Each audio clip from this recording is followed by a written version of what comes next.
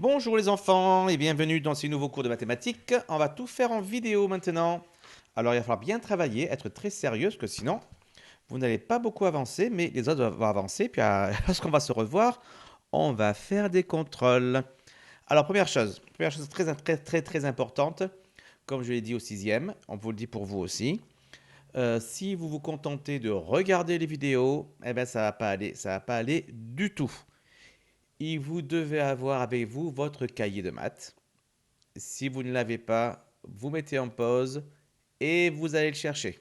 Allez, mettez en pause. Voilà, c'est bon. Tout le monde a récupéré son cahier. Inès, t'as ton cahier? Va le chercher. Bon, admettons que tout le monde ait ses affaires. Tout ce qu'on va faire, vous devez le faire sur votre cahier. Tout ce que je vais écrire là, vous devez l'écrire également. Tous les exercices, il va falloir les faire. Pas attendre la correction. Toutes les leçons, il faut les écrire, les corrections, il faut les prendre. Tout se passe comme si on était en classe, mais avec beaucoup plus de sérieux parce que je suis même pas là pour vous engueuler. D'accord? On compte sur vous.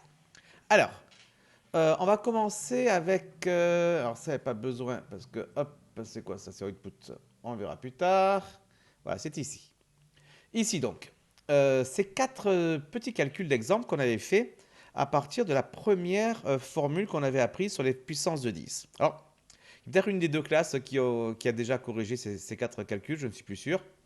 Bon, en tout cas, je ne pense pas que les deux l'ont fait, donc on va le faire pour tout le monde. De toute façon, même si vous l'avez fait, à mon avis, ça ne sera pas inutile de le refaire.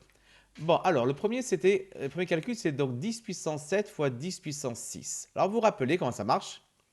10 puissance 7 fois 10 puissance 6. Eh bien, tout simplement, on avait une formule qu'on avait écrite dans la leçon. Alors on est là qui disait que 10, oh, ah, ici, que 10 à la puissance n multiplié par 10 à la puissance m, c'était égal à 10, égal à 10 à la puissance n plus m. C'est très pratique, ça permettait effectivement de faire en sorte de transformer des multiplications en une simple petite addition. Alors, ça va donner quoi ici dans notre exemple? C'est quoi déjà? J'ai déjà oublié. 10 puissance 7 fois 10 puissance 6. Alors, 10, il est là. 10 puissance 7 fois 10 puissance 6. Qu'est-ce que ça fait? Qu'est-ce qui joue le rôle de n ici? C'est le 7. Qu'est-ce qui joue le rôle de m ici? C'est le 6. On va tout simplement donc faire, c'est égal à 10 puissance, alors n plus m, ça va faire 7 plus 6. Ah, le 6 n'est pas passé. 7 plus 6. Et 7 plus 6, ça fait? Bah oui, ça fait 13. Donc 10 puissance 13. 1 suivi de 13 zéros. On n'écrit pas 1 suivi de 13 zéros. 10 puissance 13, c'est largement suffisant. À part si on vous demande spécialement de mettre sous forme décimale. Mais en général, on garde 10 puissance 13. C'est fait exprès, les puissances de 10. C'est fait pour éviter d'écrire tous ces nombres à rallonge. OK? Ensuite, on avait quoi ensuite? On avait 10 puissance 5 fois 10 puissance moins 3. Non, 10 puissance 5, on est où? On est là, 10 puissance 5 fois 10 puissance moins 3. Voilà. Alors, ça fait quoi ça? Là, qu'est-ce qui joue le rôle de n? C'est 5. Qu'est-ce qui joue le rôle de m? Eh bien, c'est moins 3. Il faut donc faire l'addition des deux. Ça fait donc 10 puissance 5 plus moins 3. Ce qui fait évidemment 10 puissance 2. D'accord? D'ailleurs, cette écriture 5 puissance 10 puissance 5 plus moins 3, on peut l'écrire directement parce qu'on est en quatrième quand même, on connaît très bien l'écriture simplifiée. 10 puissance 5 moins 3. Ce qui fait dire évidemment aussi 10 puissance 2. Alors l'avantage de ça, c'est que ça va plus vite. L'inconvénient, c'est qu'on voit moins bien le plus qui est là de 10 puissance n plus m. Mais si on est assez habitué aux écritures simplifiées, on n'a pas de problème avec ça. D'accord? Bien. Quel était le troisième? Le troisième, 10 puissance moins 7. 10 puissance moins 7 fois 10 puissance moins 2. Voilà. Alors, donc là, qu'est-ce qui joue le rôle de n? C'est le moins 7. C'est un moins, hein. Il est un peu collé, mais c'est un moins. Donc moins 7, qu'est-ce qui joue le rôle de m? Ben, c'est tout simplement moins 2. Ce qui fait donc 10 puissance moins 7 plus moins 2. Et ça fait combien moins 7 plus moins 2? Attention, on est en addition ici. Les signes sont les mêmes, on ajoute les distances à 0. Ça fait donc 9. Et on garde le signe commun, Dany. Je crois qu'on l'avait corrigé dans la classe de Dany. Dany, il avait fait faux ici. Il avait dit que moins par moins, ça faisait plus. C'est pour les multiplications, ça seulement.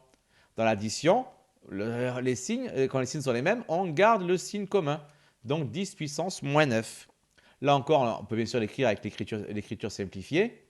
10 puissance moins 7 moins 2 et arriver directement à 10 puissance moins 9, évidemment. D'accord? Bon, ben on continue alors. Quel était le suivant? 10 puissance moins 2 fois 10 puissance moins 6. Alors 10 puissance moins 2 fois... Eh ben, c'est un fois ça, franchement, il est un peu raté. Fois 10 puissance moins 6. Ben, là, pareil, qu'est-ce qui joue le rôle de n? C'est le moins 2. Qu'est-ce qui joue le rôle de m? Eh ben, c'est le moins 6. C'est bien ça que c'est? Ah, d'accord, ok. Donc, on va faire celui-là, après on refera celui d'avant, parce qu'il y a une petite erreur d'énoncé. Donc, ça fait donc 10 puissance moins 2 plus moins 6. D'accord? Ce qui fait donc évidemment 10 puissance moins 8. Bon, exactement de la même manière que ce qu'on avait expliqué au précédent. Donc moins 6, ce qui fait évidemment 10 puissance moins 8. Ouais, c'est un 6 mal fait, c'est pas un 0 mal fait. D'accord? Oui, je reviens ici sur le précédent, parce que ici, en fait, c'était 10 puissance 2, c'était pas 10 puissance moins 2 dans le vrai énoncé. Donc, on va le corriger pour de bon après. 10 puissance moins 7 fois 10 puissance 2. Ça fait donc 10 puissance moins 7 plus 2 directement. Et donc 10 puissance moins 5. D'accord? Donc pour l'instant, c'est facile, vous avez vu? Donc il suffit, lorsqu'on a donc des puissances de 10 qui sont multipliées entre elles, eh bien, d'ajouter les exposants. Donc si on connaît parfaitement ces règles sur les additions des relatifs, et ça vous avez intérêt à bien les connaître maintenant, c'est quand même le niveau 5e, hein, vous n'avez aucun problème pour résoudre ces petits calculs de rien du tout. Ok? Ok, parfait. Alors maintenant, on va continuer avec la suite de la leçon. Bien, alors, maintenant qu'on a vu cette formule, on va avoir une deuxième formule. Et oui, parce qu'il n'y en a pas qu'une. Alors regardez, lorsqu'on avait fait les puissances de 10 pour trouver la première formule, on avait donc multiplié deux puissances, tout simplement. Alors, on va faire maintenant, on va voir ce qui se passe lorsqu'à la place de les multiplier, on les divise. Par exemple, si j'ai 10 ah, je passe en rouge, pas grave. 10 à la puissance 5, 5, ouais, divisé par 10 puissance 3. Mais qu'est-ce qui se passe? Ben, 10 puissance 5, je vois pareil, c'est 10 fois 10 fois 10 fois 10 et encore fois 10. D'accord? C'est 5 fois. Et 10 puissance 3, c'est quoi? C'est 10 fois 10 et fois 10. Alors qu'est-ce qu'on voit? Eh bien, on voit qu'on a des 10 en haut et des 10 en bas. On peut donc simplifier. Le 10 qui est là peut se simplifier avec celui-ci. Le 10 qui est là peut se simplifier avec celui-ci. Le 10 qui est là peut se simplifier avec celui-ci. Alors du coup, ben, qu'est-ce qui va rester au final? Ben, au final, il ne va plus rester grand-chose. Au numérateur, il va rester quoi? Il va rester 10 fois 10. Il ne faut pas aller trop vite là, sinon ça ne marche pas. 10 fois 10. Et en bas, il va rester plus rien, c'est-à-dire 1. Donc ça va faire tout simplement 10 fois 10. Et 10 fois 10, c'est quoi? C'est 10 puissance 2. Et ce 2, du coup, comment est-ce qu'on peut le trouver directement ici? Tout simplement, regardez, il suffira de soustraire ces deux exposants. Ben, c'est logique, parce que regardez, ici, j'en avais combien de 10? J'en avais 5, et j'ai pu en enlever 3, les 3 qui étaient en bas. Donc forcément, combien est-ce qu'il en reste? Il en reste ceux qui avaient au début, moins ceux que j'ai enlevés. Donc il y en avait 5 au début, moins les 3 que j'ai enlevés. On obtient donc une formule, c'est la deuxième formule.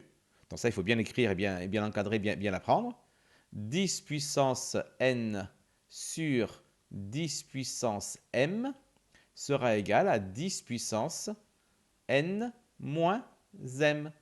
Et ça, c'est votre deuxième formule. D'accord? C'est bien compris pour tout le monde, ça? Donc, vous avez vu, quand on devait multiplier les puissances, il suffisait d'ajouter les exposants. Ici, lorsqu'il s'agit de diviser les puissances, il va falloir tout simplement soustraire les puissances. Finalement, c'est assez logique de regarder. Si j'ai 10 puissance n sur 10 puissance m, c'est tout simplement 10 puissance n multiplié par 1 sur 10 puissance m. Et c'est quoi 1 sur 10 puissance m? Par la définition même des puissances négatives, ça devient 10 puissance n, donc multiplié par, c'est quoi 1 sur 10 puissance m? C'est tout simplement 10 puissance moins m. Rappelez-vous, 10 puissance moins quelque chose, c'est 1 sur 10 puissance ce quelque chose-là. Et là, je retrouve exactement la formule de multiplication des puissances de 10, où je dois faire 10 puissance n, auquel je dois ajouter le deuxième exposant, qui est ce coup-ci, le deuxième exposant, c'est moins n, c'est moins m. Et ça, si je l'écris en écriture simplifiée, ça me fait n moins m. Je retrouve évidemment la même formule que là. Donc, deux manières différentes de voir la chose. Bon, ici, peut-être la plus simple en barrant les 10. Et ici, en retournant sur la première formule qu'on avait déjà vue. OK? Bien, parfait. Parfait, si tout le monde a compris. On passe aux exercices. Alors, les voici, les premiers exercices. Donc, vous calculez ces 5 petits calculs. Voilà, vous mettez en pause. Et une fois que vous avez terminé, vous continuez la vidéo pour avoir la correction. Voilà. C'est bon, vous avez fait votre calcul? Si ce n'est pas le cas, vous mettez en pause. Bon, on va supposer que vous avez été sérieux et que vous avez bien travaillé. Alors, on va corriger. On va pour cela donc récupérer une nouvelle page. Impression à 4, portrait créé, 37%. Hop là, ici, 37%. Voilà, comme ça, elle est à la bonne taille. On va corriger. Ça paraît facile tout ça. C'était quoi le premier? 10 puissance 7 sur 10 puissance 4. Bon, celui-là, je pense que tout le monde a réussi à le faire. J'espère, hein? 10 puissance 7 sur 10 puissance 4. Vu qu'on a une division entre deux puissances de 10, on a... n'importe quoi. Ça fait tout simplement 10 puissance 7 moins 4. On soustrait les deux exposants. Et ça fait donc 10 puissance 3. Tout simplement. D'accord? Quel était le deuxième? 10 puissance 6 sur 10 puissance 8. 10 puissance 6 sur 10 puissance 8. Alors là, on fait la même chose simplement. On a donc 10 puissance 6 moins 8. D'accord? Je rappelle un peu sur le côté ici qu'on a fait la dernière fois la formule générale. 10 puissance n sur 10 puissance m. On avait écrit, c'est égal à 10 puissance n moins m. D'accord? Ça, c'est la formule qu'on vient de voir. Donc, qu'est-ce qui joue le rôle de n ici? C'est 6. Qu'est-ce qui joue le rôle de m? C'est 8. Donc, on fait 6 moins 8, tout simplement, comme c'est marqué ici, n moins m. D'accord? Et du coup, ce n moins m, il fait combien? C'est 6 moins 8, ça fait 10 puissance moins 2. 10 puissance moins 2, 0,01. Avec donc 2 zéros, en plaçant les zéros avant le 1. 10 puissance moins 2. Alors là, on a le choix en fait. Soit on garde 10 puissance moins 2, soit on le met sous la forme 1 sur 10 puissance 2. Tout dépend si on préfère garder une puissance directe ou si on préfère enlever le moins à l'exposant. Bon, ça, il n'y a pas de... On fait comme on veut. C'est selon les besoins, les utilisations qu'on préférera plutôt l'un ou plutôt l'autre. Vous faites comme vous voulez. On avait quoi après? On avait 10 puissance 4 sur 10 puissance moins 5. Alors 10 puissance 4 sur 10 puissance moins 5. Hop, ben, il ne veut pas se faire. Alors ça va faire quoi? Alors là, qu'est-ce qui joue le rôle de n? C'est 4. Qu'est-ce qui joue le rôle de m? C'est moins 5. Donc attention, attention, parfois on fait souvent faux ici. Ça fait 10 puissance. Le n, c'est combien? C'est 4. Après, j'ai quoi? Je dois faire un moins, donc je fais moins. Et après, j'ai quoi? J'ai m. Et c'est quoi m? C'est moins 5. Eh oui, moins 5. Donc c'est 4 moins 5. Il y a le moins à cause de la fraction finalement. Le moins qui apparaît ici dans la formule. Et le moins du moins 5. Donc ça fait 10 puissance 4 moins 5. Donc ça fait donc 10 puissance 4 plus 5. C'est-à-dire 10 puissance 9. D'accord? Ensuite, on avait quoi? On avait 10 puissance moins 2 sur 10 puissance 7. Alors, 10 puissance moins 2 sur 10 puissance 7. Alors, ça fait combien ça? Ben, tout simplement, qu'est-ce qui joue le rôle de n ici? Ben, c'est moins 2. Donc, 10 puissance moins 2, moins, à cause de la formule, du moins de la formule hein, qui vient de la fraction. Et m, c'est quoi m? C'est 7. Donc, moins 2 moins 7. Donc 10 puissance moins 2 moins 7. Et moins 2 moins 7, ça fait moins 9. Voilà, on ne se trompe pas. Moins 9. Les signes sont les mêmes. On additionne les distances à 0 et on garde le signe commun. Moins 9. D'accord? Enfin, il y avait le dernier qui était 10 puissance 6, je crois. Ouais, c'est ça. 10 puissance 6 sur 10 puissance 6. Alors, c'est combien ça? Ben, si on prend la même formule, qu'est-ce qui joue le rôle de n? Ben, c'est 6. Qu'est-ce qui joue le rôle de m? Ben, c'est 6 aussi. Donc ça nous fait 10 puissance 6 moins 6. Ben, ça fait donc 10 puissance 0. Et 10 puissance 0, n'importe quoi puissance 0, ça fait toujours combien? Ça fait toujours 1. Voilà. Ben, sauf 0 puissance 0, mais là, c'est clairement pas le cas. Donc ça fait 1. Ben, logique d'ailleurs, parce que regardez, 10 puissance 6 sur 10 puissance 6, on a le même nombre au numérateur et au dénominateur. Bah, depuis très longtemps, on sait que quand on a la même chose en haut et en bas, c'est que le résultat fait 1. Bah, donc c'est assez logique de retrouver 1 ici grâce à la formule. D'accord? Bon, j'espère que tu m'as compris et que tu en as fait juste. Si ce n'est pas le cas, vous revenez un peu en arrière, vous essayez de comprendre exactement pourquoi vous avez fait faux. Ok, allez, on continue. Bien. Alors maintenant, un peu de devoir pour la maison quand même. Maintenant qu'on a fait tout ça, voici l'exercice 27. Il est à faire pour la prochaine fois. Je donnerai le lien exactement dans Pronote, mais vous l'avez déjà en grand ici. Et également l'exercice 28. Là encore, le lien sera sur Pronote, mais de toute façon, vous l'avez en grand ici. Vous pouvez tout simplement le faire à partir de là en mettant en pause. Et puis, pour ceux qui s'ennuient, parce que souvent vous êtes tous bloqués à la maison, vous ne pouvez rien faire, vous pouvez également réfléchir à la prochaine formule. 10 puissance n à la puissance m. Je ne sais plus qui m'avait posé la question de comment ça se passait. Et bien voilà, on va le voir la prochaine fois. Ce sera la prochaine formule. Pas la peine de chercher une formule, de trouver une réponse quelque part sur Google. Hein, c'est pas la peine, ça n'a aucun intérêt. Essayez de trouver par vous-même si vous trouvez. C'est pas facile, hein, c'est pas facile du tout. Parce qu'il y a une petite astuce à imaginer. Et c'est pas évident du tout. Mais si vous la trouvez, franchement, bravo. Bien, je vous laisse travailler maintenant. On se revoit, je sais pas quand, vraiment, je sais pas quand. On fait une prochaine vidéo, je sais pas quand. Une quatrième, si on est mardi, l'autre quatrième, on est mercredi. Donc, sans doute pour jeudi, je pense, pour la plupart d'entre vous, on devrait avoir une nouvelle vidéo pour la suite. Allez, bonne journée à tous. Travaillez bien.